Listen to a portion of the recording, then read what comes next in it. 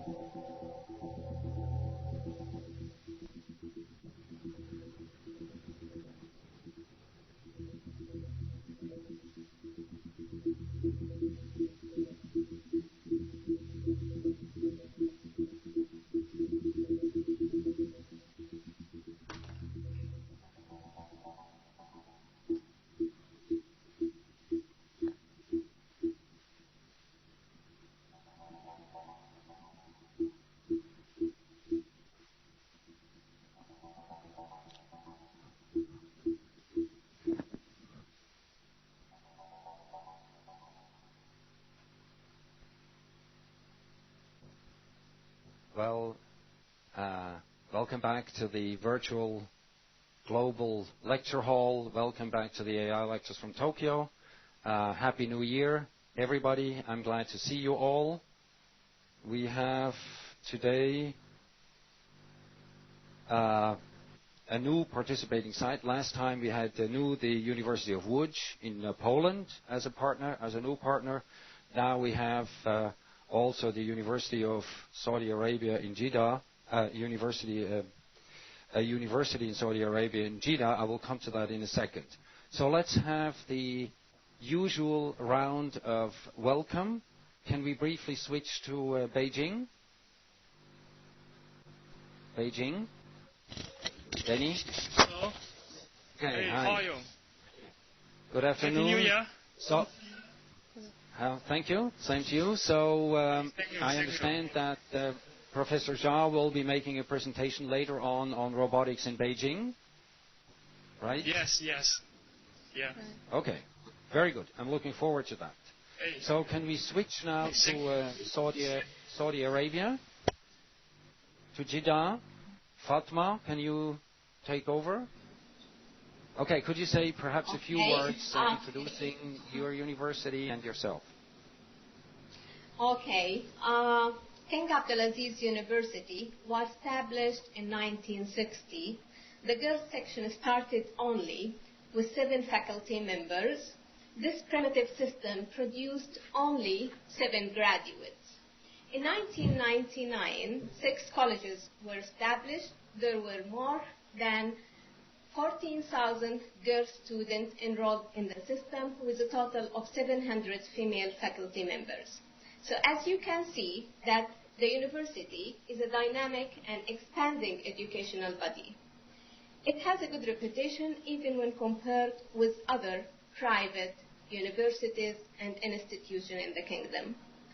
Although the computer science department at the girls' campus is only 18 years old, the department has the second highest number of registered students.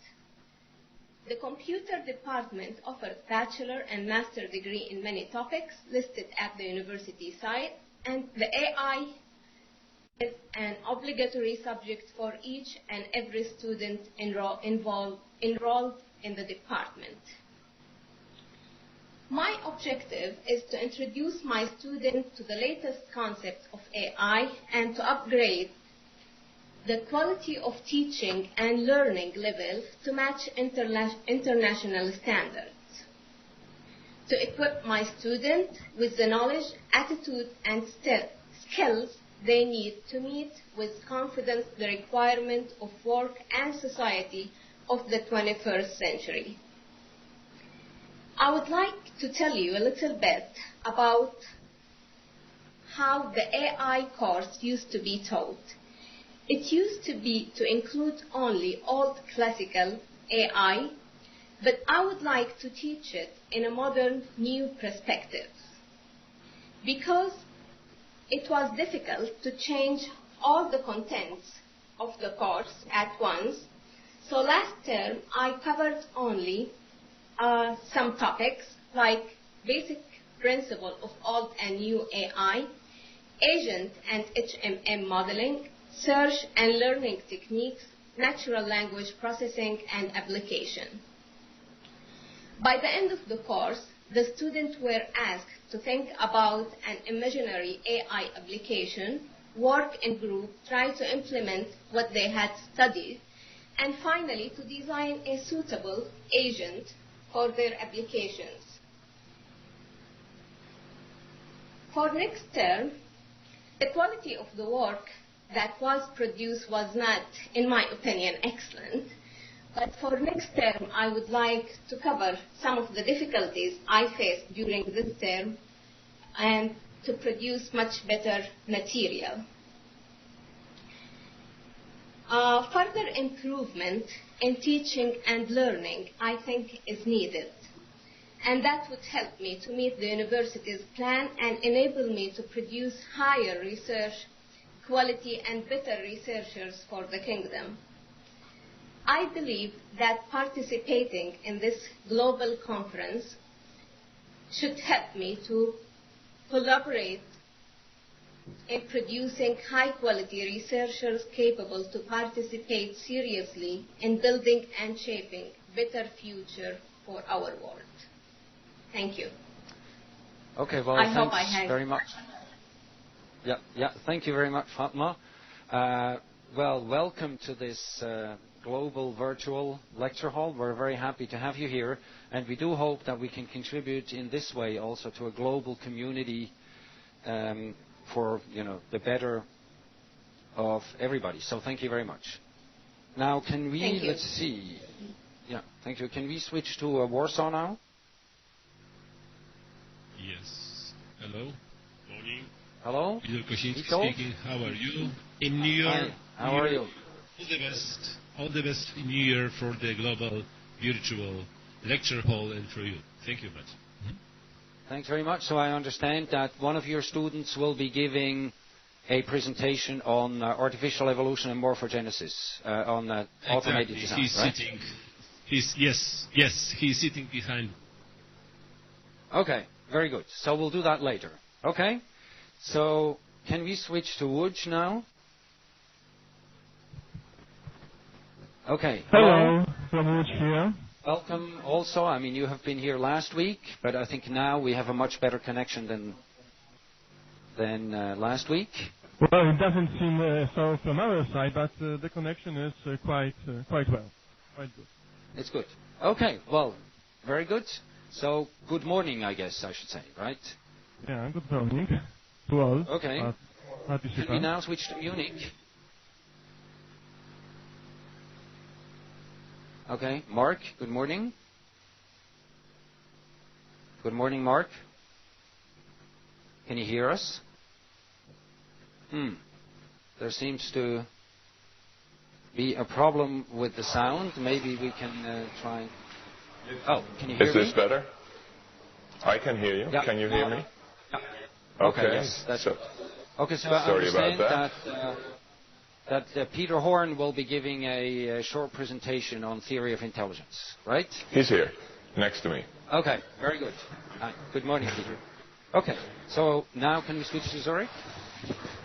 Okay, good morning, Rolf. Morning, Simon. Nice to see you again. We missed you. Nice to see you. Okay, so the connection seems to be working as well. All right, so can we now switch back to Tokyo? So we have today's program, statement from Warsaw, theory of intelligence from Munich. Then we talk a bit more about design principles for intelligent systems, intelligence revisited, achievements and challenges. And then we have the latest from China by Professor Hongbin Jia from Beijing. Okay, here. This will be at the end of the lecture. Now, as usual, we have a few news items. So you probably all have heard about the new small humanoid, a really cool, nice robot, which was commented on in all the newspapers. Of course, you have heard about the Mars rover. This, again, I took from Japan Times, Spirit, which is being deployed at the moment on Mars. Then I think we have a typical Japanese news item here. So the robot Asimo actually punching on rice to make mochi, which is a kind of Japanese rice cake. So in the future, or in the past, humans used to do that. In the future, we will have humanoid robots making mochi. This is about from a Swiss weekly, Die Weltwoche, about brainless intelligence. It's kind of a report on our research and the sort of thing that we're discussing here in the lecture hall. Okay, this is just a few news items to kind of demonstrate that I guess this topic, artificial intelligence, robotics, is, a very hot topic, I guess. I have some final comments on the emergence of intelligence, artificial evolution, and morphogenesis. We looked at this block pusher. I'm sure you all remember the block pusher. Now, there are some limitations of the model that we have looked at. So what we've been using, and I think people have mentioned that, we are using a fitness function rather than survival in natural evolution. The fitness, if you like, is survival, whereas here we are typically using a fitness function, how far an agent can push a block, how fast an agent can swim in Carl Sims's creatures, and so on. Now, Jeffrey Ventrella has been developing systems, artificial systems, in which survival is actually the only criterion that he's using. And he gets very interesting types of evolution, so I can recommend looking at his work.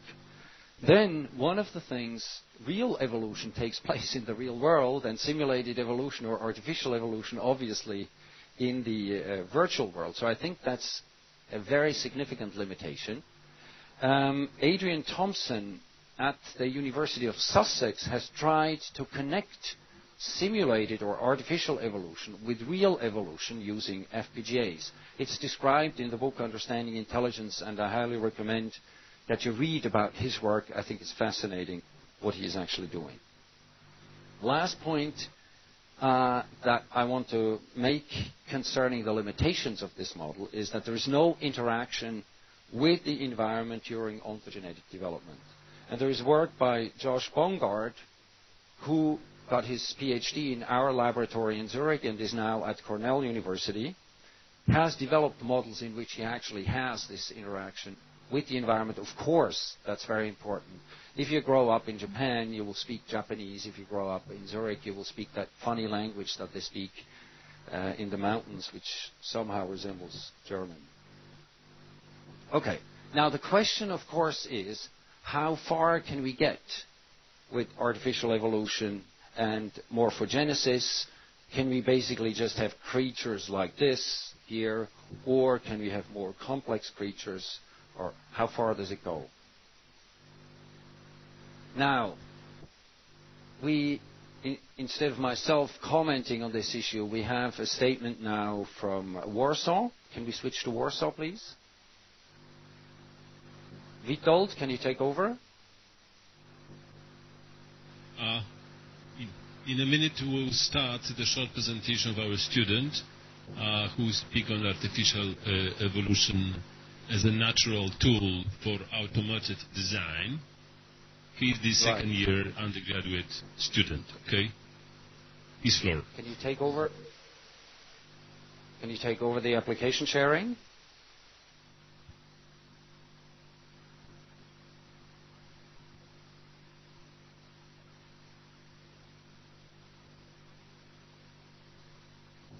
Now, let me see. His name is Łukasz Brodsky. Okay. Hello, can you hear me? Hello? Yeah. Yes. Okay, so today I will deliver a short presentation on the topic artificial evolution as a natural tool for automated design. This is a presentation. This is a plan of my brief presentation. First, I will tell you about my evolutionary program that I wrote in. Later on, I will present the hexapod walking neural controller, and I taken this example from Professor Pfeifer's book. Later on, I will speak about other applications of GAs, and in the end, pros and cons of this approach. Okay, so this is my program. It simulates some population of some bugs or insects, and this program uses genetic algorithm to predict evolve the best motion algorithm, and it uses natural selection to evolve this. So these things on the left you can see are bugs, this red and blue things, and white dots are just simply food dots. And bugs need food to survive, and when they have a lot of food, they can split into two. So these are the basic rules of these applications. Bugs need food. Food dots appear randomly. Bugs with lots of energy split to two, and bugs move according to their genes. Genotype is made of 6 genes. First and second gene are they're for moving forward and backward, and the rest of them is for turning. So this is how it works. When all the genes are random, we can see that this bag stays in one position because it moves forward and backward, and sometimes it turns. But in general, it stays in one position, and then it's all the food around it, and it dies. But after some time, the program can evolve algorithm for moving forward. So we simply see that it's much better. Okay, now I will tell you about this hexapod robot. It's controlled by 30 neurons, and we use genetic algorithm to find the best motion algorithm. And in fact, and the fitness function depends on the distance that the agent moves in some particular time. After some time, we can evolve a thing called tripod gait, which means that the agent stays on 3 legs, and at the same time it moves the other 3 forward, so it can maintain stability and move quite fast. And in fact, in nature, in real insects, they have the same motion technique. So we simply see that this evolutionary algorithm have found the really good solution, the same as nature has. We also use evolutionary designing for designing electronic circuits. In this case, we optimize all these resistances, capacitances, and all other electronic components. GA Spice, this is the name of the program, is wild to use. Other applications we use for engineering purposes. We use it in medical expert systems and also in production and industrial processes optimization. What are the advantages of evolutionary approach? Well, first, it gives relatively good results, and we don't have to understand the whole process because evolution does the whole work for us. And so it has some possibility of generalization, but it also has disadvantages. It's time consuming, and it doesn't always give best results because specialized algorithm is much often better. Okay, thank you for your attention. Are there any questions? Very good. Maybe we can ask if there are any questions on this issue. If there are no questions, then I think we can discuss this also in the forum, and I would encourage you to use the forum. I would also encourage you to register on the website, all the students, because then you can use the forum and exchange ideas there. So I would like to thank you for an excellent presentation. By the way, you can download this program from this location below that you can see on the slide. Oh, okay. Well, why don't you put a note in the forum where you provide this particular information, okay? I will. Thank you. Well, excellent. Thank you very much. And Thank you. I will try and take over the application sharing. Let's see, which one?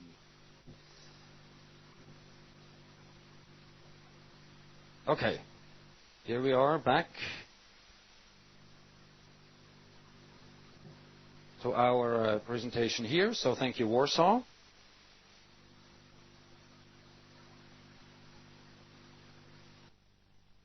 Well, this now finally concludes Chapter 8. Please read the complete chapter, including the artificial life part.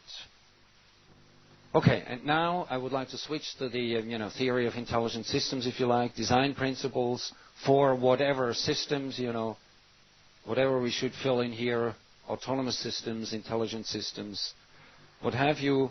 And you've all seen the slide before, so these are the goals of artificial intelligence, and what we would like to do now is basically come up with an abstract theory, and what we suggested before is that we start, with a set of principles for intelligent systems. However, the students in Munich, Dr. Mark de Kamps and Professor Pöppel and their students have been discussing an assignment which is, a theory of intelligence. What should it look like? I mean, what do we expect from a theory of intelligence, and what form should it have? What should it be able to explain? So can we now switch to Munich for a short statement on theory of intelligence? Okay, Mark, can you take over? Thank you. This is Peter Horn. We had we had two discussions which took a long time, and of course, answering the question, a theory of intelligence, what should it look like, looks like something like a research program for the 21st century. So right. Peter is faced with the difficult task to summarize this discussion in the 5 minutes that we have now. Peter, go ahead. Okay, Peter. Thanks. Mr. De Kamps already said it. My task is to summarize a long discussion. We had the rather easy task to make a general theory of intelligence, and we failed miserably. We ended up in discussion, and what I'm going to do now is just show the different aspects that came up in the discussion, and probably show the ideas of two main streams that we had. Do we have the application working? Sorry about that. Okay. No problem. Can you take over the application sharing? I'm not getting the proper menu. Oh, here. Oops. Okay. So first question was, what should it look like? But we pretty much advanced to another question, which would be, does a theory of intelligence make sense at all? And we had three main streams there. We had one group that said, yes, of course it makes sense. We already used the term, and we can intuitively differentiate between certain grades of intelligence. Like we have the ant colony, which in our eyes definitely is less intelligent than a talking human. And so we already pretty much use it, but what we have to do is define it clearly. And another group was the group of people who said, maybe we can make a general theory. You always have to have the maybe crowd. What they probably said was, all right, intelligence may apply to human beings. It does apply to animate beings. But we can't say whether it ever will apply to artificial life and robots, as there are fundamental differences, like cells already have a will to survive, is what they call it, but robots don't, so robots will never have anything equal to intelligence. And then there was a third group, which probably comes closest to my opinion and probably also goes in the direction that Mr. Purple mentioned before, which says, no, intelligence is just something very basic, actually, that derives from basic biological functions. And man is just a survival machine, a metabolism that has to protect itself in evolution, and what comes from that are functions that are not different at all from breathing, from all our metabolism, but that we just evaluate higher. And therefore, they are pretty much functions that a machine has. So what comes of this is what I marked in red here. There is insufficient common ground to apply a single term like intelligence to both cases. And now we have what this actually means for artificial intelligence and for what we are studying here. So one opinion that probably applies best to the yes and maybe perspective would be that we have to understand what intelligence is before we can construct it. Therefore, you have to have a system-level description of the brain, which would be decoupled from just the neural substrate, but we actually have to have a kind of map of the brain and a close description that would work better. And therefore, what we have to do is reverse brain engineering. You have, we've seen that approach in previous lectures already, so I guess everyone knows what we mean with that. So, next slide, please. The benefits of that description clearly would be that we know what we are doing and what is coming from it, and we can evaluate whether we will ever be able to install these tools and implement it into hardware. Some of the people weren't even sure whether we will ever be able to create something intelligence-like and then implement it in hardware or programs that will understand or speak language. And that's that. So another opinion that probably is mainly supported by the crowd that said, no, we don't need the term intelligence. It says such an understanding is not necessary. We don't have to actually understand what we mean with intelligence. It will emerge. Like it emerged in us during evolution when you went from a single cell to complex systems like ourselves or monkeys or whatever. And on this way, just more and more details got added, but no one actually knew what he was doing. And in the end, we had a system that we call intelligent. And the same thing can happen to artificial life in our so it may not be necessary to actually understand what goes on to create something that we will call intelligent. And therefore, I think Rodney Brooks described it best in the last discussion when he said we even anthropomorphize humans. We attribute human values to other beings and even to other humans, and therefore I guess that point is pretty clearly made. So all I can say is that Munich still is deeply and happily divided. We have these two main streams here, and everyone's free to pick whatever he likes out of this discussion. Thanks. Well, okay, Peter. Oh, sorry, Thanks, Mark. Peter, for the discussion. First of all, are there questions? Maybe we can leave the video conferencing in Munich before I say. Can you hear us? Yep. Okay.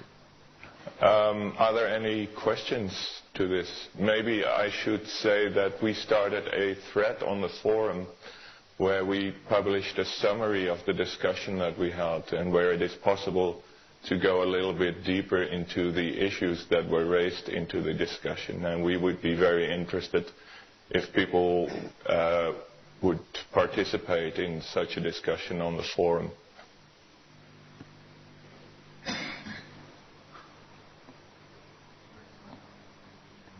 Okay, well, I'm very happy to see this activity. I'm very happy to see this happening. I mean, this is exactly what I was hoping for, that people take up some of the issues and go beyond what's actually discussed during the lectures. And I think that's what you've done. I understand that you've been discussing for several hours and coming up with ideas that for me also are very interesting. And I would really recommend to everybody to look at the forum. I think there is an excellent summary that Mark wrote, and please do comment on the summary. There is also a discussion of an issue between kind of a symbolic approach and a dynamical systems approach, more kind of symbolic view and more dynamical systems view, and which wasn't mentioned now in the discussion in the presentation by Peter, but that has been discussed, and I think it's an interesting issue. And I would like to ask you to consider that maybe the dynamical systems versus symbolic is not so much a dichotomy, but rather two sides of the same coin. And let me just explain this with an example.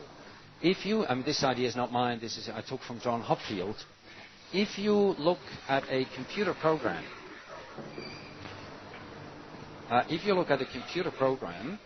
then of course, ultimately, what runs is kind of a physical dynamical system. It's physical processes running on the computer that implement this program. So it is, in that sense, of course, a dynamical system. Now, the constraints of this dynamical system are set by the program that you're actually running. So, and the constraints, the program itself, is the symbolic side of it. So basically you have the constraints from the symbolic side, and you have the dynamics of the physical system. And both is basically one and the same thing, two perspectives on one and the same system. So maybe you want to consider that also in your discussions. So if you have this discussion about dynamical systems,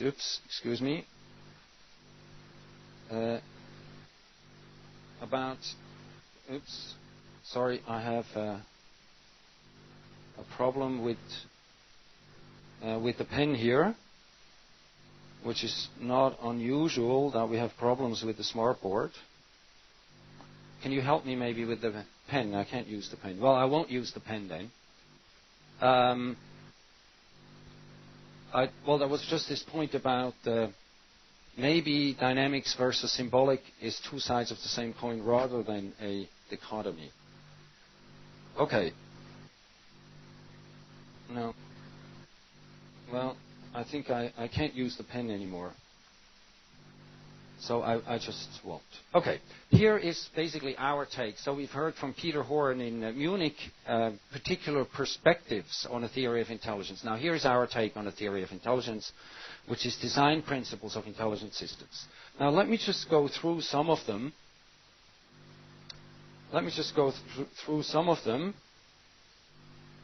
We have been looking, I won't go through them in detail because we have looked at most of these principles already.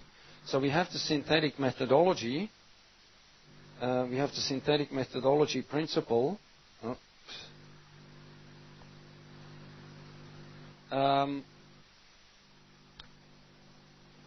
Which states that we're doing, understanding by building. Then we discussed, of course, the diversity compliance principle and the frame of reference principle. I mentioned the frame of reference principle, so I don't have to, so there's no champagne in today's lecture, okay? I already mentioned the frame of reference principle. So we have these principles. What I would like to talk about, and also this was mentioned in Peter Horn's presentation, the emergence principle. So there was an argument about whether emergence will be sufficient. Now, I think there are there are three perspectives, three time scales, if you like. One is kind of the here and now, what's happening now. The second one is ontogenetic and learning, and the third one is a phylogenetic one, an evolutionary one. And we have had examples of all of these. I think what we looked at, Breitenberg vehicles, that's typically the perspective here and now. You have a particular sensory stimulation. What does the organism do? How does the organism respond? Then, if you remember the DAC architecture, distributed adaptive control, we had a learning system that over time changes its behavior. So that's the perspective of learning and ontogenetic development. That concerns always the lifetime of an individual. And then the third one is over many generations, so that goes beyond the lifetime of the individual. Now the point is, and I think again that goes back to the, what do we mean by theory of intelligence? I think a comprehensive explanation of behavior will always have to include all these three perspectives. Okay? I think that's a very essential point. Now also,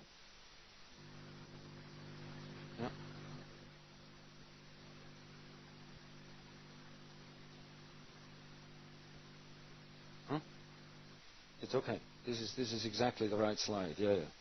Okay. So maybe I can now even use the pen. Yeah, okay, I can use the pen again. Right. So the idea is with emergence is that if you can explain something here, let's say the state-oriented in this way, or this way, I think you have a more powerful explanation. So emergent, if you can show that, for example, a learning rule, Hebbian learning, is not just programmed into the system, but Hebbian learning is a result of evolution, then I think you have an additional level of explanation. But you still need all three levels. I think one is not enough. I mean, there are some people who say, well, if you have an evolutionary perspective, you can evolve things. You don't need to understand. If it works, it works. If it doesn't work, then evolution hasn't done a good job. But you don't need this state-oriented level. Okay, I think you always need all three levels. Now, if you do engineering, these three levels are the levels or scales, or the scales at which you're making your designer commitments, at which you design your systems. Sometimes the state-oriented one is called hand design. Basically, you have to understand the complete mechanism, and then you implement it. In the learning and development approach, you design the initial conditions, maybe a learning environment, and the learning and developmental processes. We have used, for example, Hebbian learning. We have used artificial morphogenesis as developmental processes. And if you do evolutionary design, what you're designing is the evolutionary algorithms, the encoding in the genome, and process of morphogenesis. And that will give you the idea of many generations. And what we've seen is that we actually have emergent behavior. So we see kind of systems that behave in interesting ways. So here you're making the designer commitments at completely different levels. And again, if you have emergence, if you can basically show that this one is emergent from this and this one is emergent from this, I think you have a more powerful explanation. So this is the time scale principle. Okay. Now I think this completes these what we call design procedure or meta principles. I call them design procedure principles because they do not concern the agent design directly, but they're rather about ways of proceeding, issues you should think about when you're designing agents. Okay?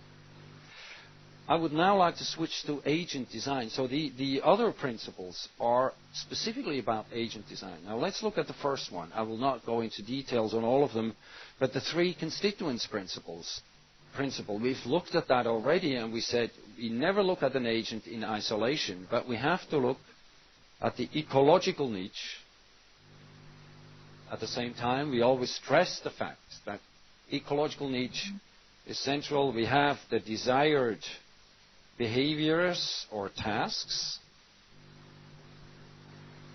And of course, we have the agent.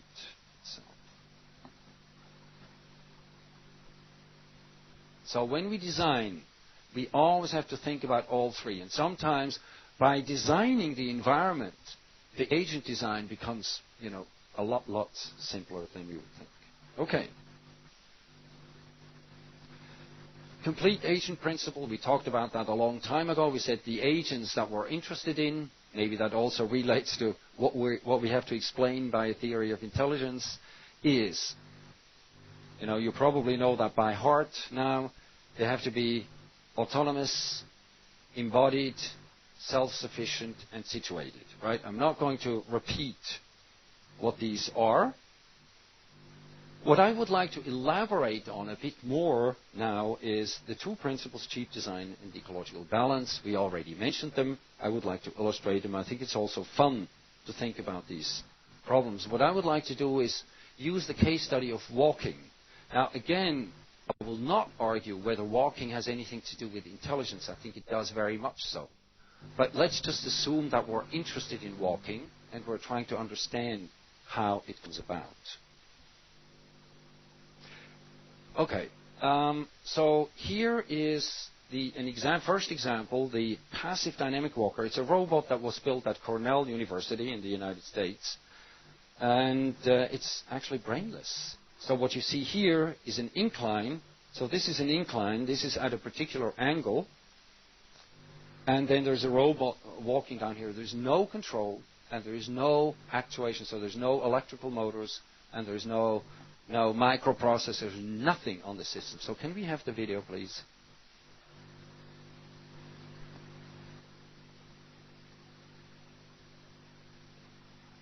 Okay, maybe you can loop through it a couple of times.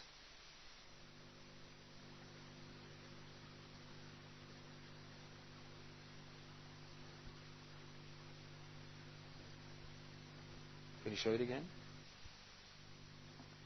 I think it's enormous. If you look at it again, it's enormous kind of how natural it is. I mean, we seem to have a timing problem here.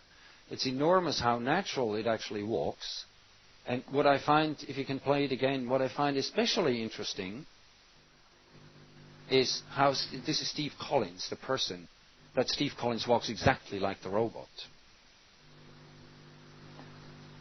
Okay, now, so there is an interesting, very natural feel to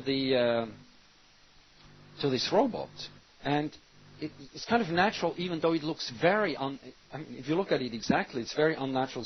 It's got these wide feet, and then there is kind of in the heels there is a spring system. So there's springs in the heels. That was very important. There's the counter swing of the arms, but the arms are exactly attached. Basically, the shoulder or the arms are attached to the hip, which is kind of an unnatural thing. And then the surface of the feet is important. So even though this is a completely odd creature, it looks very natural in the way it walks. Also an interesting detail, it's dynamically stable, but statically unstable, which means as long as it walks, it's upright. And as soon as it stands still, it falls over. Which basically proves the fact that, I'm kind of joking a little, proves the fact that walking is easier than standing. And many robotics people, they start building robots by getting them to stand rather than getting them to walk, even though walking is easier. Okay, now a different approach has been taken by various teams. They make more complex robots. If you look at the ecological niche of the passive dynamic walker, it's extremely narrow. It's just inclines at a particular angle. Change the angle is not going to work anymore. And of course, on flat ground, it's not going to work because it has no actuation. We can't do miracles. Now, a different approach has been taken by the Honda people, by people at the University of Tokyo, by many people who build humanoids. And let's maybe have the Honda video, or at least the first part of the Honda video, the Asimo.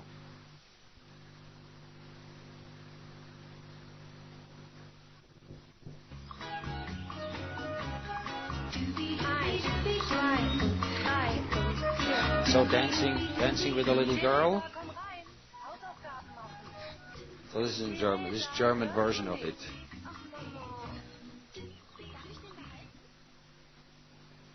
Okay, I think that's fine. So you see, this is a different approach. A very, very complex robot, and can do many different things. But its walking is somehow a bit artificial. It's a bit like we expect robots to be walking. And I think one of the reasons is, oh, by the way, here we have another passive dynamic walker that I forgot to mention, Mike. It's almost passive dynamic walker. It's got the same principles as the other one, but it's a bit actuated. So this one can walk on flat ground, and by the way, this is equipped with artificial muscles, pneumatic actuators. If I have to summarize these examples now, the passive dynamic walker and the Honda robot, I would say if you have the appropriate embodiment, the right ecological balance, the right morphology, the right materials, if you exploit the dynamics of the interaction in the environment, you have minimal effort for control. For example, one of the things that you see in the passive dynamic walker is, of course, that the forward swing of the leg is passive. I mean, because there is no actuation of the robot, so it has to be passive. Whereas in most robots, the walking is not passive. Now, if you get everything right, I think then you have energy efficient walking, and you also have natural walking. Okay, let me now just do, before the break, a little bit of history about Zurich. You know, the University of Zurich is, of course, participating in these lectures. So we have Felix, Regula, and Exuperantius, who are the three saints of the city of Zurich. Now, this church here, Grossmünster, a famous church in Zurich, there is on the doors of this church there are tiles, and on the left in this picture you see one of these tiles, and what it depicts is the following: the three saints had to fight, so they were forced by the Romans to fight in the Theban League. They were of strong Christian belief. They were forced to fight against other Christians, and so they refused to do so because of their belief, and as a punishment they were beheaded. And what you see on this tile here is that these three saints, they're beheaded and they carry their head in their arms. So the story goes that they were carrying their heads, after they were beheaded, carrying their heads, and they walked a certain distance, namely to the distance where later on this church was erected. And my question here is this really a legend? And my answer to this is, well, these are passive dynamic walkers. I'm not sure everybody would like this explanation. Okay, let me go now a little further, take this point a little further. It's what I call control from materials. In traditional robotics, we use typically hard materials and electrical motors. Now, this is changing now. If you look by contrast at the human hand, arm, shoulder system, you have various degrees of elasticity, stiffness, also damping. Let me explain what I mean. If I take this pen, which sometimes, maybe I take this marker. This pen sometimes works and sometimes it doesn't. If I take this marker here, normally I would grasp it like this, okay? Now, I can also grasp it like this, the other way around, but I normally don't do this because I have to expend more energy to do this, right? Now, if I let go here, then the arm will turn back into this position, but without neural control, because of the material properties of the muscle tendon system. And so, in some sense, you turn back without control. You also have intrinsic damping in the materials, so not all the damping has to be done at the neural level. And of course, these properties, these material properties, they're sitting there anyhow. So you might as well exploit it. And of course, natural brains always exploit these properties. It's also very good control because it's decentralized, and little effort of the brain is required. And it's kind of, I like to say it's for free, because It's just exploiting physical properties. Physics is for free, and then it's also a very rapid thing. So in summary, you have spring-like behavior of the muscles, stiffness and elasticity damping, and this is what we call computational properties of materials. I think that's a really important concept because this is ignored in most cases, and I think this needs to be taken into account. This is also why many roboticists have started using robots with artificial muscles so that you can exploit the intrinsic properties, the physical properties of these muscle tendon systems. Okay. Now, I think the last example that I would like to give you before the break is the following. Again, about cheap design and ecological balance, another illustration. It's about this quadruped dog puppy, and the puppy was developed specifically to have, very simple control and rapid locomotion. Now, let me tell you that rapid locomotion is considered a very difficult problem in robotics. Okay, maybe we can have a look at the video, the first one, normal speed. This was built by Fumiya Iida in our laboratory in Zurich.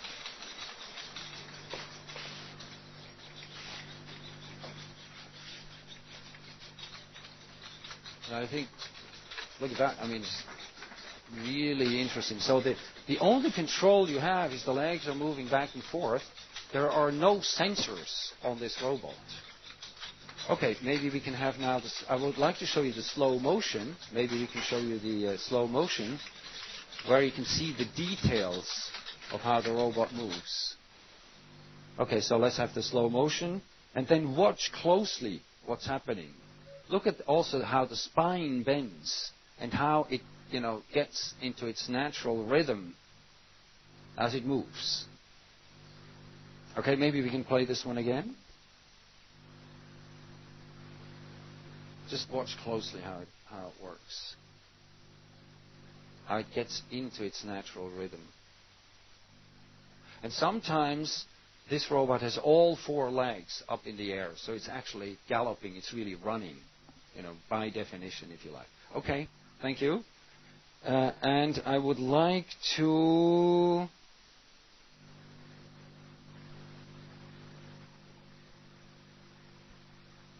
briefly comment on this. So the way this was done, so we have very simple control. The simplest control you can imagine, the legs just move back and forth like this. The fore and the hind legs, just like this. And that's it. There are no sensors on the robot, except, of course, at the very... So this is achieved by servo motors. Servo motors, you just can indicate a particular position. But other than that, there are absolutely no sensors on this robot.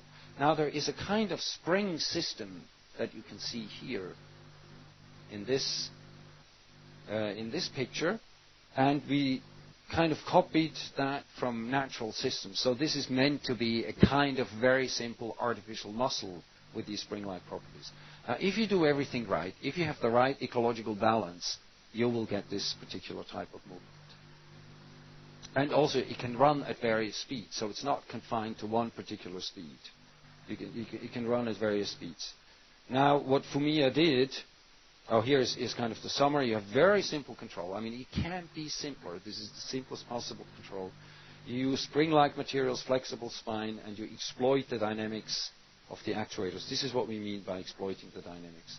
And then you have this phenomenon of self-stabilization. If there is a disturbance, the robot will automatically get back into its usual pattern without control. All the control is taken over, if you like, by the dynamics of this particular system. So I think this is a very nice illustration of cheap design and ecological balance. And now, Fumiya also developed a mini version of this robot. Now watch closely. I would like to show you. Can you show the mini dog? I think this is really sensational.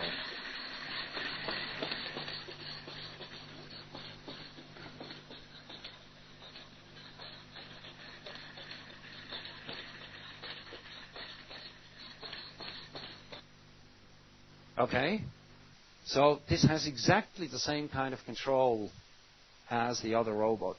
It's that simple. I mean, it's unbelievable. And this one is also running, sometimes all four legs up in the air. So here you can see, by looking at ecological balance, you can actually achieve very interesting behaviors. Okay? Well, maybe I will show this one before the break.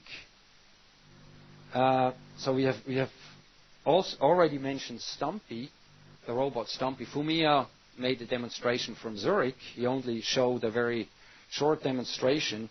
So the idea here was, you remember diversity compliance means exploiting the givens, complying by the rules. Now we also want diversity in behavior. So maybe the quadruped puppy has a relatively restricted diversity, although there is some diversity. Now Stumpy has two joints that are activated. There is kind of a hip joint here, and with this, Stumpy can move like this, and there is a shoulder joint in which it can turn the shoulders like that. Now, with these two, these are the only two activated joints. It can perform a large diversity of behaviors. I would just like to show you a few. I think it's fun. It's fun to watch, and since this is kind of the first lecture in 2004, we should also have some fun. Yes. So can we have the Stumpy video, please?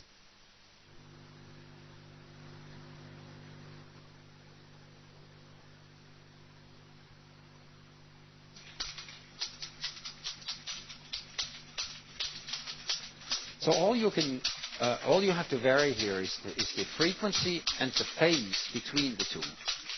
And then you can get very different kinds of behaviors. Also, on this robot, we don't have any sensors.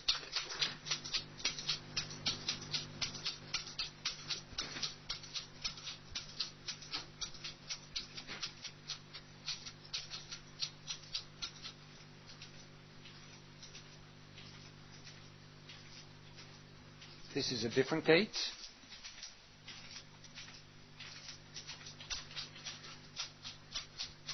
This is, again, a different one, turning on the spot.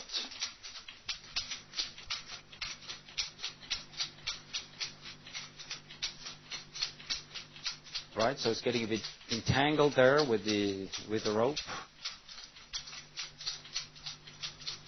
So this is actually the power supply there. Now this is a gate, this is my favorite gate. Sideways, hopping sideways.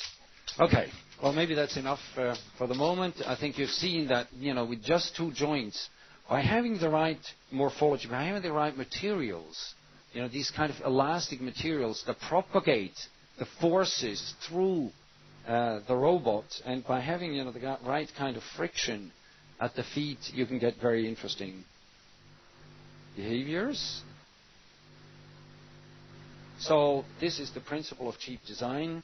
Exploitation of ecological niche, parsimonious. There's also another principle, the redundancy principle, that I'll talk about in a minute, which is kind of complementary to the cheap design principle. Parsimonious means that you prefer, a simple solution over a more complicated solution. But there is then the redundancy principle, which I will talk about after the break. And then exploitation of specific physical properties, interaction with the real world. Now, the principle of ecological balance means that there is kind of a task distribution between morphology, neuronal processing, materials, environment. And I demonstrated that, with this example, with the muscle tendon system.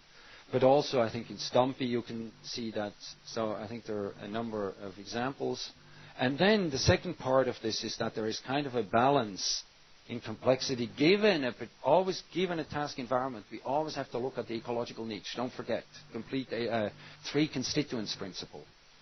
There is a match in the complexity of the sensory motor and neural systems. Let me just briefly explain that. I took this slide from Richard Dawkins' book that I already mentioned before, Climbing Mount Improbable. A snail to which human-size eyes are attached. Now, what is this snail going to do with these eyes? You know, this is a typical example of an ecologically unbalanced system. Also, we had before a Breitenberg Type 1 vehicle with a very large brain in the middle, human-sized brain. As Professor Pöppel in Munich said about this brain, it's an entirely useless brain because of the simplicity of the sensory and the motor systems. Okay. So I think we should now take a break. I will see you all back in 15 minutes. Thank you very much.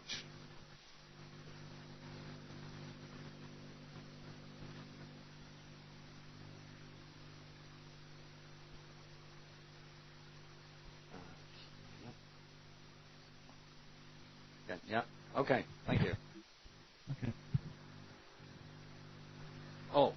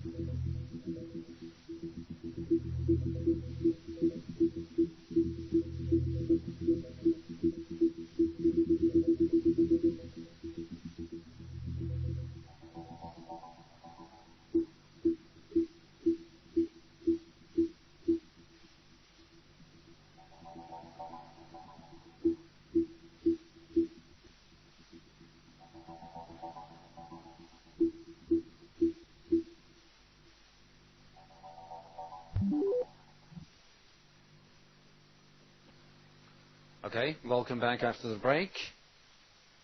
I mentioned the redundancy principle as kind of a complementary principle to the principle of cheap design. Natural systems are kind of naturally very redundant. We refer to the redundancy principle when we were discussing the distributed adaptive control architecture that I'm sure you all remember, where we had two types of sensors. We had the touch sensors, collision sensors, and then we had the proximity sensors indicating proximity. Okay, now whenever you have high proximity, whenever you have a collision, of course you have high proximity, right? And this is exploited. So through this interaction with the real world, you are generating correlations, right? Now there is an overlap in the functionality of these sensors, because proximity sensors will also give you the information about collisions.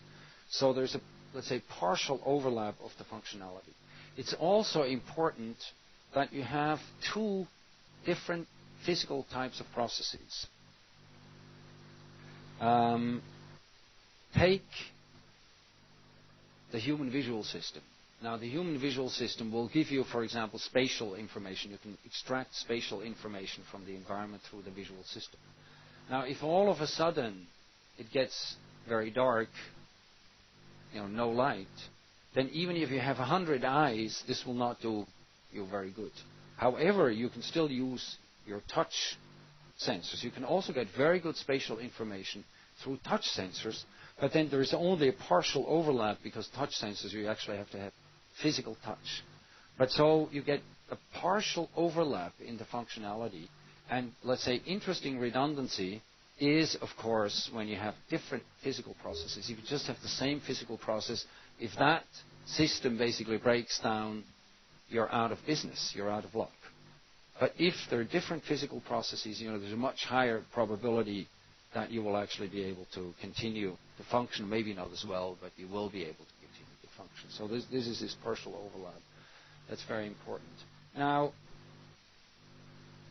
you might think that the redundancy principle is a contradiction to the cheap design principle, but cheap design is about exploiting dynamics. Even very complex and very redundant systems like humans, for example, exploit redundancy. If you look at walking, human walking that we just had in the case study before, the forward swing of the leg in walking is largely passive. So it's about, biomechanicists say about 90% passive. So not actuated, you just let the muscles go and you swing forward, which is what gives human walking this kind of natural feel, and which gives robot walking often this kind of unnatural feel. And so very complex systems also exploit cheap design, but they're highly redundant as well. You can, of course, walk in many different ways. Right. Okay, so this is the redundancy principle. So it's complementary to cheap design. Human walking, you have the passive swing of the leg forward. Okay. Now, I want to comment a little bit on a very important principle. I have to do this very short. It's very complex issue. The principle of sensory-motor coordination. Okay. And the idea here is one of the big problems in cognitive science, I think, is that organisms in the real world, and that's why I insist on organisms in the real world if we talk about intelligence, one of the really important problems in the real world is that the organism is exposed to a continuously and rapidly changing stream of sensory stimulation.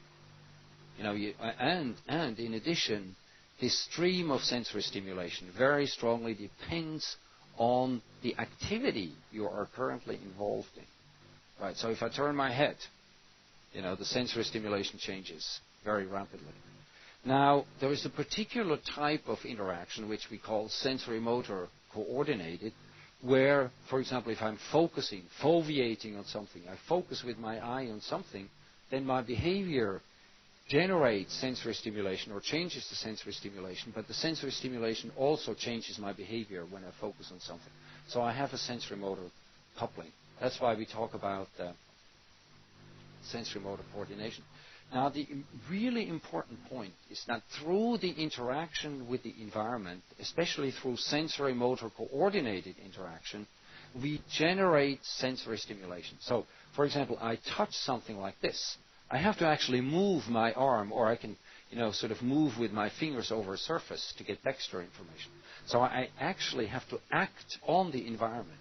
Through this acting on the environment, I'm generating sensory stimulation. Okay? So that's, I think, one really important point. If it is sensory-motor coordinated, it's also, in a sense, good sensory stimulation because there are correlations in it. And let me explain this. So, if you look at this little kid here, at this baby, Tibor, his name is Tibor, he's sticking something into his mouth. Now, if you are assuming, now, this is a complicated story that shows how everything in a complex organism comes together.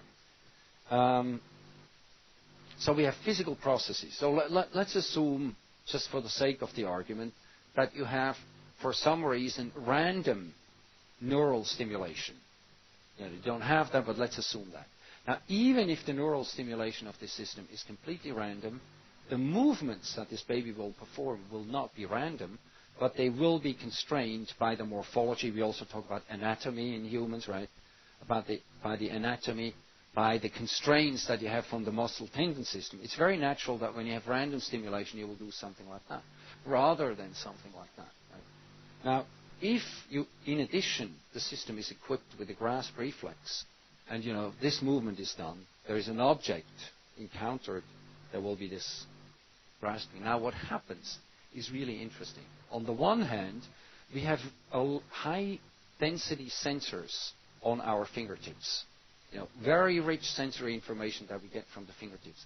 Now, if I do this grasp reflex, I'm generating, through grasping, I'm generating interesting, rich sensory stimulation on the fingertips. What's also happening is that I'm bringing this object into the visual field. I do this, it's now in the visual field. Kids do this also.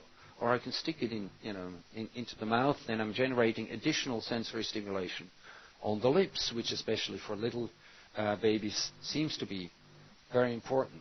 So what's actually happening when I do this is through this physical movement, I'm generating sensory stimulation on the fingertips, bringing it into the visual field, so I'm generating visual sensory stimulation.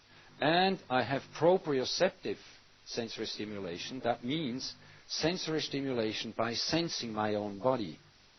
And these three types of sensory information are correlated through this sensory motor coordination, if you like.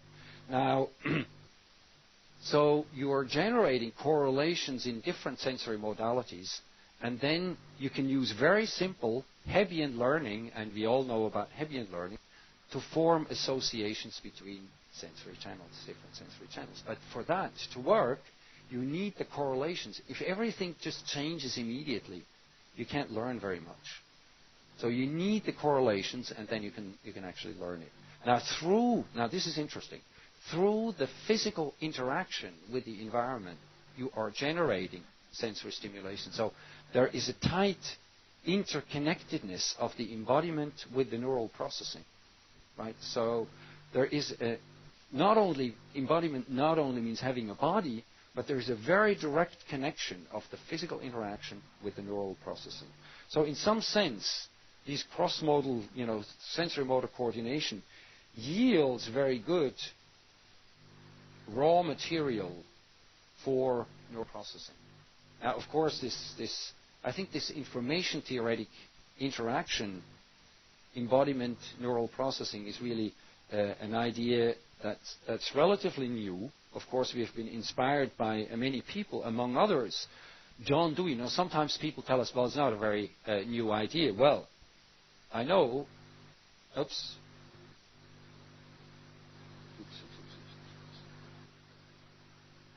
I think I mismanipulated something here on the smart board. Now I don't know how to. Okay. Yeah. So, well, anyhow, John Dewey. I meant to. Oops.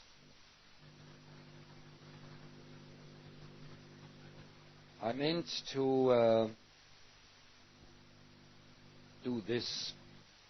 John Dewey, 1896, so in the century before last, and he looked at categorization, so saying, well, this is an apple, this is a newspaper, this is categorization, looking at the categorization as sensory-motor coordination.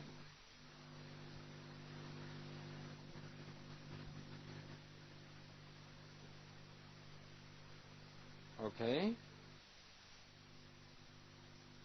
And we took, by the way, we stole the term sensory-motor coordination from John Dewey. What's important here, as I mentioned before, we have a physical interaction with the environment, and through the physical interaction, the kind of information processing, if you like, that needs to be done is determined or is actually generated. So, well, maybe I can handle this here.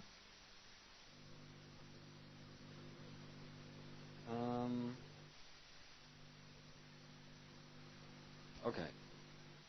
So we also talk about self-structuring. We talk about self-structuring of sensory data through interaction with the environment. And this is a physical process and not a computational process. Okay, I think we have a problem here that we need to resolve. Okay.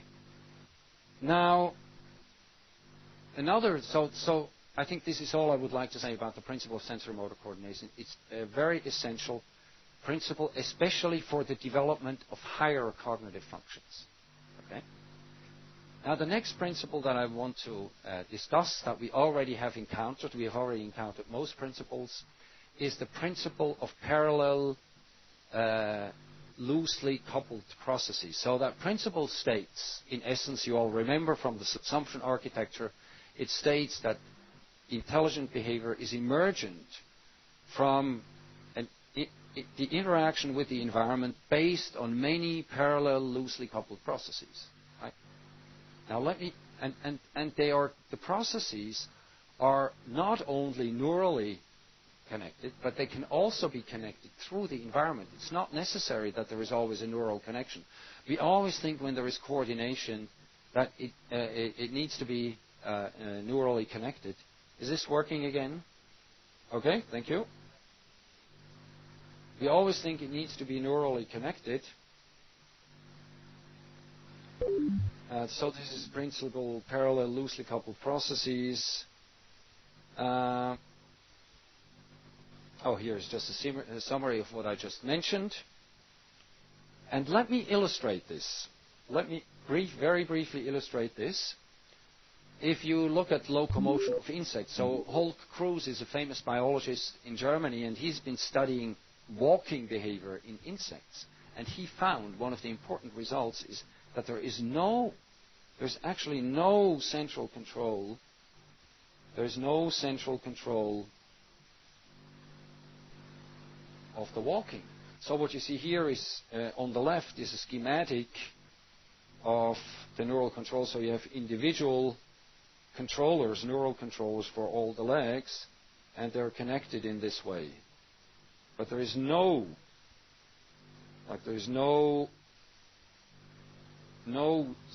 kind of central,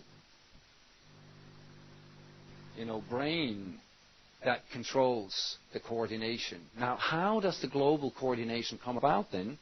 Well, there is communication through the environment. Now, here's how this works. If you imagine that the insect is standing on the ground, and then it's with all 6 legs, it's lifting one of its legs, then the force on all the other legs instantaneously changes. So all you need basically is force sensors in some of the joints of the legs, and you have global communication.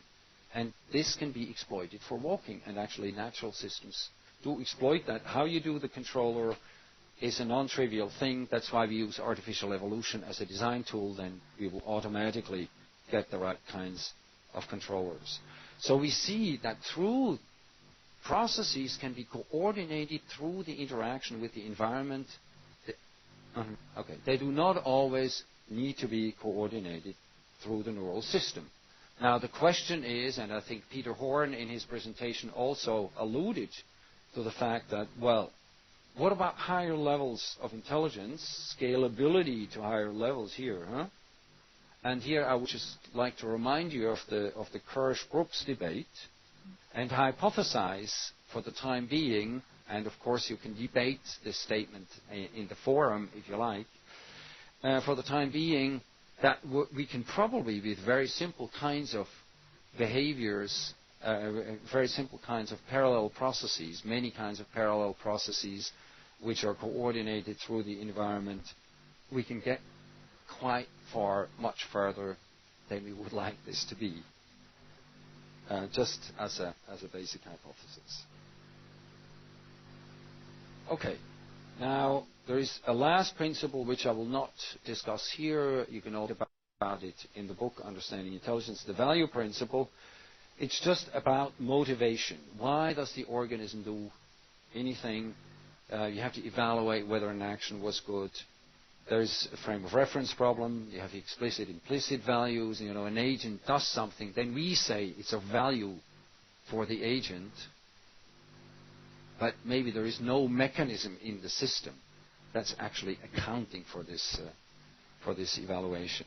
And there is reason theorizing that maybe the basic motivation of organisms, biological organisms, is that the organisms try to maintain a particular flow of information through the organism, whatever that exactly quantitatively is. Okay, well actually, in fact, this concludes the overview of the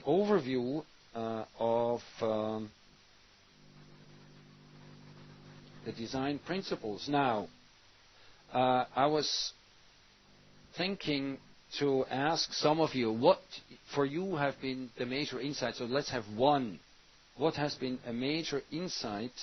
And maybe we can have a very short statement from Zurich, what you have learned. I mean, these are the design principles which I think characterize the current state of what we understand about intelligent systems.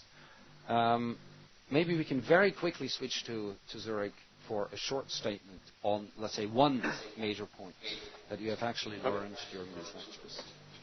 Okay, thank you, Rolf. Yeah, so I think it would be interesting to see if any student would have a little comment on that. I mean, what have you learned from all these lectures, except the fact that Rolf did mention the frame of reference problem this morning? So I would like to maybe see. I mean, don't be ashamed. Any spontaneous comments? Doesn't seem to be the case. Well, okay, so maybe one thing is, actually, I think some interesting insights, actually, I've seen during this lecture is the fact that we are starting to get rid of the term intelligence and start to replace it by other things like design principle and whatsoever. And I think it's quite interesting to see now what makes so difficult to build some interesting robots. And I think even more striking is the fact that the robots we are building are currently not doing much more than what we would like, but at least we understand why they are not working. So I think that would be my comment.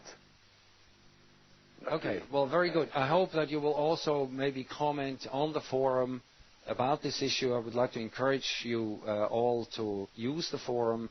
And thank you, Simon. So maybe we can switch back to Tokyo. Achievements. So this is just before we're almost ready. We're almost ready for the latest from Beijing. Let me just mention, I think the achievements have been, of course, there are technological achievements, but there are achievements in terms of theoretical achievements. And I think these design principles, in some sense, constitute theoretical achievements. Concerning the challenges that we mentioned, I would refer you all to the future trend sessions. And then we will provide a summary statement that we will also put on the forum, compiled by Yasuo Kuniyoshi, myself, and Britta Glatzeder.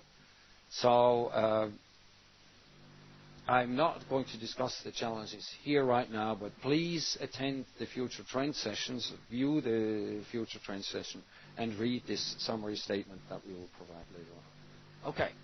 Well, that concludes my comments, or my, let's say, lectures, content of the lectures, if you like.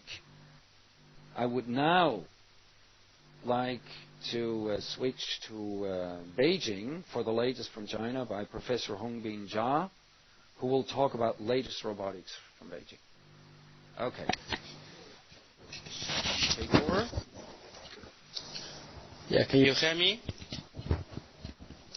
Yes. Yes, we can.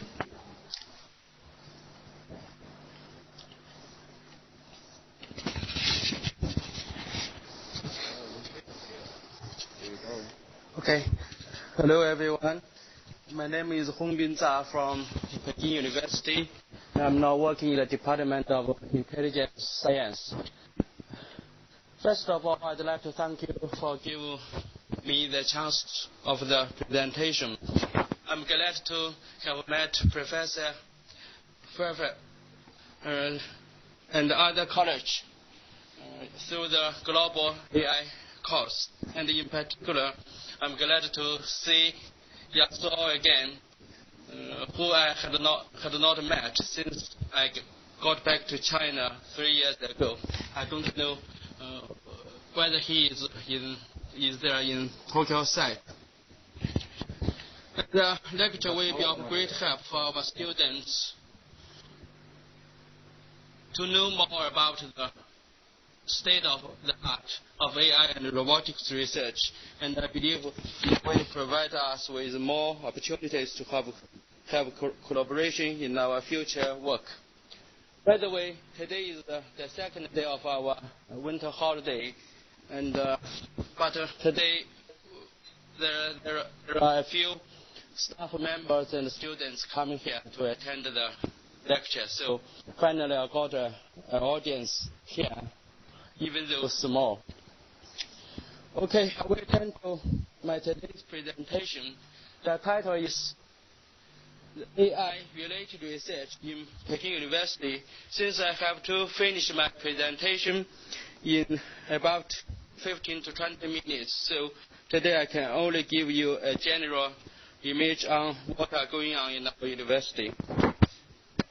The topics include 3 parts. The first part is a brief introduction to the main AI-related research activities in the Peking University. And then I will give some introduction to the research of the 3D visual computing and robotics group, which is supervised by me. And finally, I will do some video clips on the research topics. The content is more closely related to the machine perception and the human-machine interaction. Next slide. At first, we will give a short introduction to the Peking University. In today's program, our university is named as Beijing University, but in fact, our university is named as Peking University. There is a very long story for the naming, but today I don't touch the issue. And as you know, our university is a comprehensive and national key university, and it was established in 1898 in the Qing dynasty. And after a development of about 100 years, the university has become a top research university covering almost all fields in China. And it is ranked as the 2 best universities in China, together with Tsinghua University. The next slide. The next slide will show some AI-related research activities in our university. Since our university has a relatively long history in humanities and mathematics, AI problems is investigated long in the philosophy and psychology.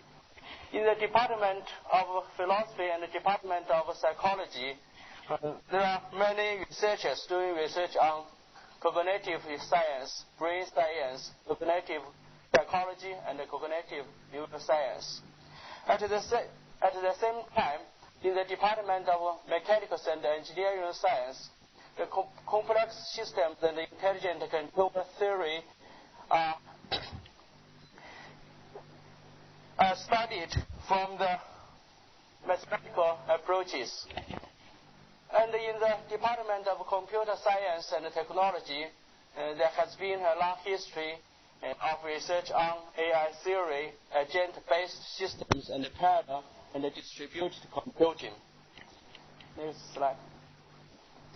Last year, we have started a new department, that is Department of Intelligence Science. Most of the staff members come from the National Lab on Machine Perception. As you know, Chinese government has founded many national labs in the leading research organization in China. And the National Lab on Machine Perception is one set up in 1980s, and the purpose is to develop a method of building machine perception systems on the basis of natural perception mechanism. Now, in the department, we are doing research on the computer vision and the pattern recognition, three-dimensional visual computing and robotics, intelligent speech information systems, computational auditory models, human-machine interaction, multimedia systems and data mining, artificial neural networks, and some other topics. Now, I should give an introduction to the 3D visual computing and robotics group. It is a new group in the Department of Intelligence Science and was started by me when I came to Peking University from the Kyushu University, Japan, in October of 2000. The group also includes an associate professor, a postdoctor, and in addition to me, and we have about 30 PhD and master students. The group is divided into 4 teams, each corresponding to one of the topics. The first is active vision and tracking. Next is intelligent interactive systems.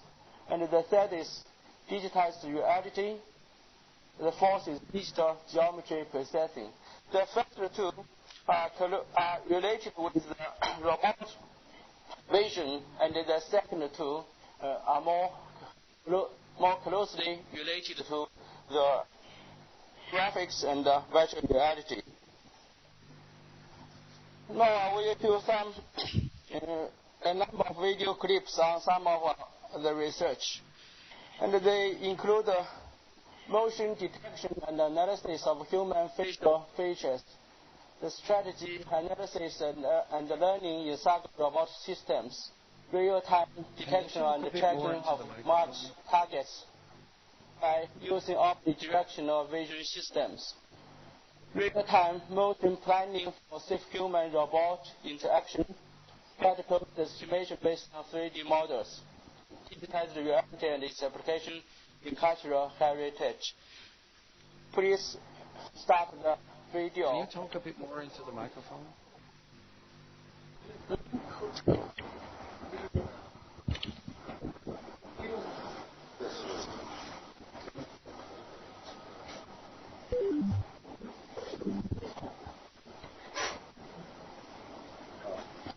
Okay.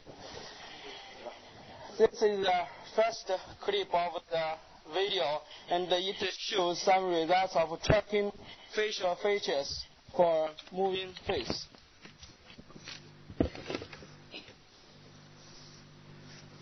The final purpose of the research is to recognize expressions of humans.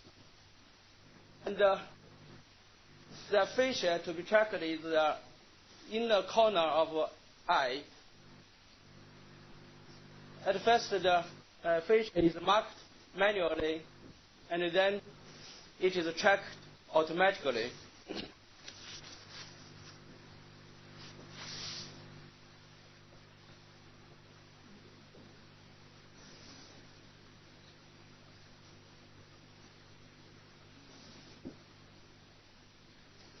And this time, two inner corners are tracked simultaneously in the experiment.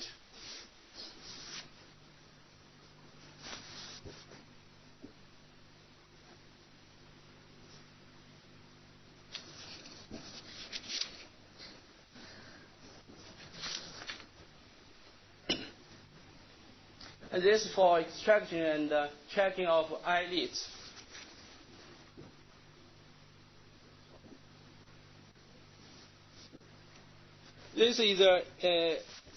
This video shows some Saga robot game, and the system is a Fira mirror sort 3x3 system. And our purpose here is to extract and record the trajectory of the robots and the ball. And this is the display of the recorded trajectories. And these trajectories can be used for two purposes. The first is the retrieval of any things someone would like to search for after the game. And the second purpose is that the system can learn some rules from the recorded data to formulate new strategy useful for other games. The next clip.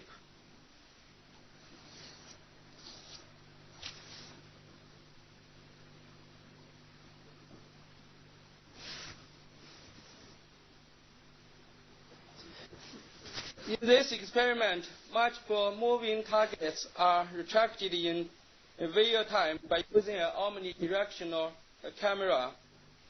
For such an environment where people are coming in and out, the targets can be marked correctly.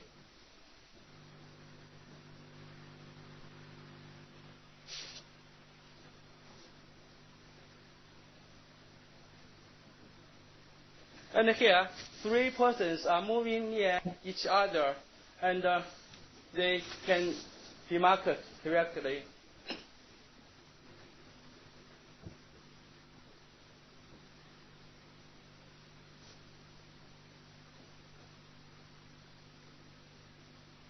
This is an experiment of motion planning for human-robot interaction. The manipulator tries to reach a goal while avoiding a moving human arm.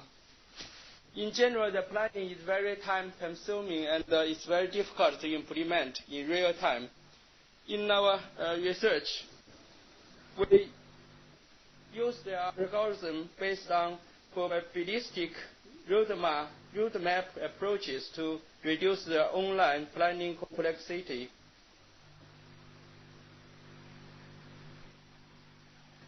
And the box is the goal point of the operation. And the next experiment shows the process for model-based 3D adipose computation. At first, the 3D model of the person face is built by using a 3D laser scanner. This is VVD laser scanner. This is a head model. Then the model is used for the real time.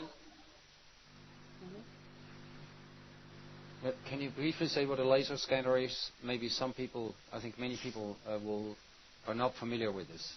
What the information is that you extract from a laser scanner. Yeah, laser scanner is a device to acquire three-dimensional data points by using laser. And it is usually a stereo camera system, but there are some problems in the correspondence for matching the points between the two images. So laser spot or laser slice are used to get the matching between the two images. And this is the principle for general commercially available laser scanner.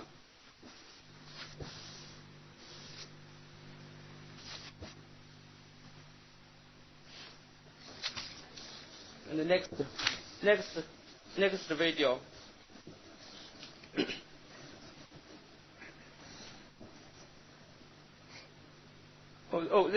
The next clip shows some results of digitizing 3D objects and environments. This is a model of a geological fossil.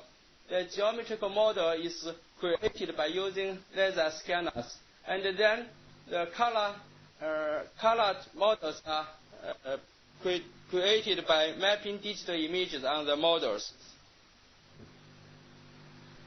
This is a model for a cranium of Peking man. This is the real fossil of Peking man. It is extremely precious since only 2 fossils remained in China for the Peking man.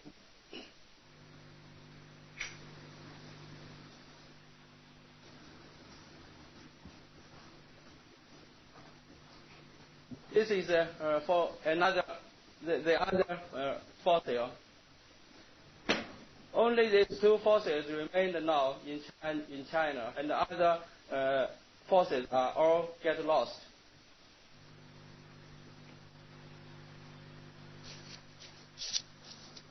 The next.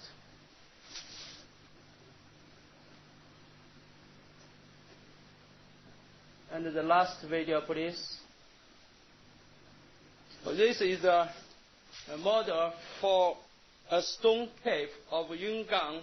This is also very famous in China because since it is a very famous historic site. And this is some images rendered, and we can see it from the entrance. It is very large, very big cave.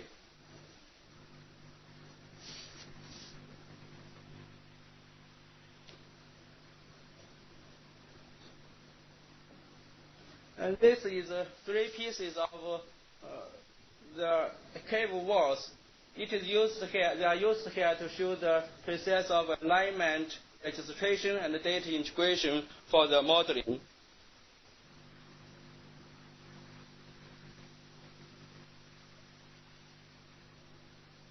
This is for modeling of a Kirin statue, which locates in the Peking University campus. Okay, that's all for my presentation. This time, it is a very general introduction of the research activities in our university. So next time, I think we will have more opportunity to give detailed discussion and introduction of our major research projects. Thank you for your attention. Okay, well, thank you very much. Maybe we can leave the camera on Beijing. And we can have some questions. Maybe I can start with a question. I mean, today we've been talking about design principles for intelligent systems. Is there a way in which you could identify how these principles, or one or two of these principles, are actually used when you're designing your vision systems? I could imagine that you can make certain assumptions, for example, about the ecological niche.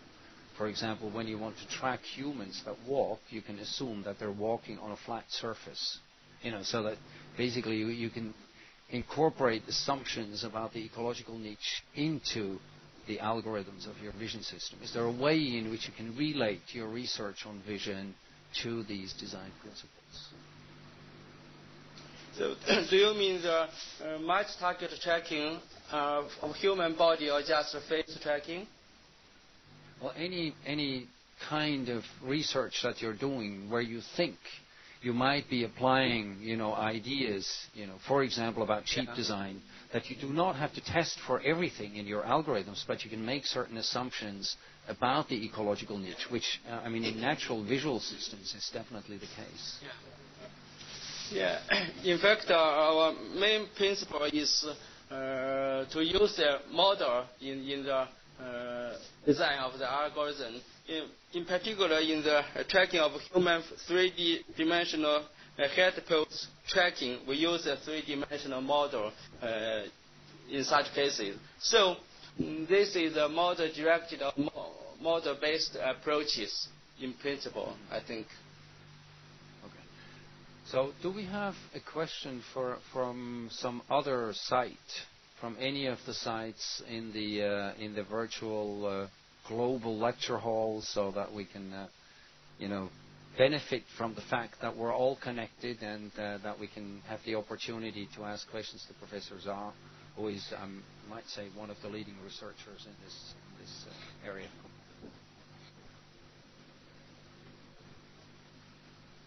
Do we have a question? Do I see a question from any of the sites, moderators? Well, okay. If this is not the case, then I would like to thank again to Professor Zha in Beijing, and maybe we can now switch back to Zurich. So thank you very much. I will, for the last time here today, try and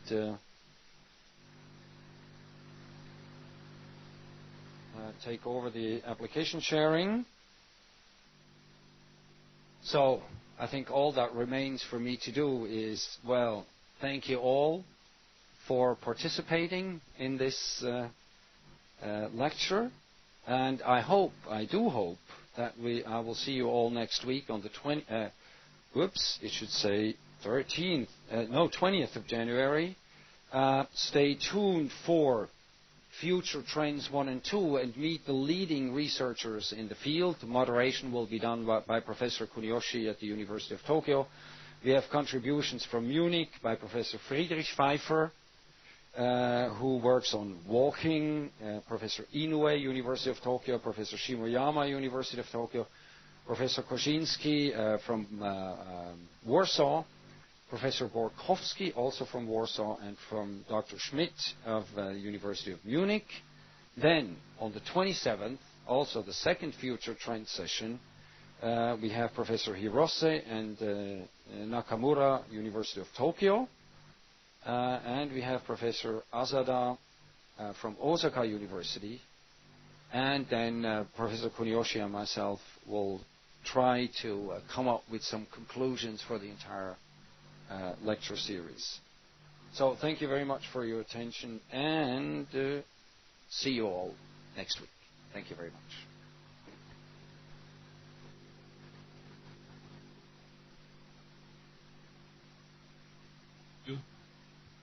Thank you. Okay, and thanks for all the contributions today.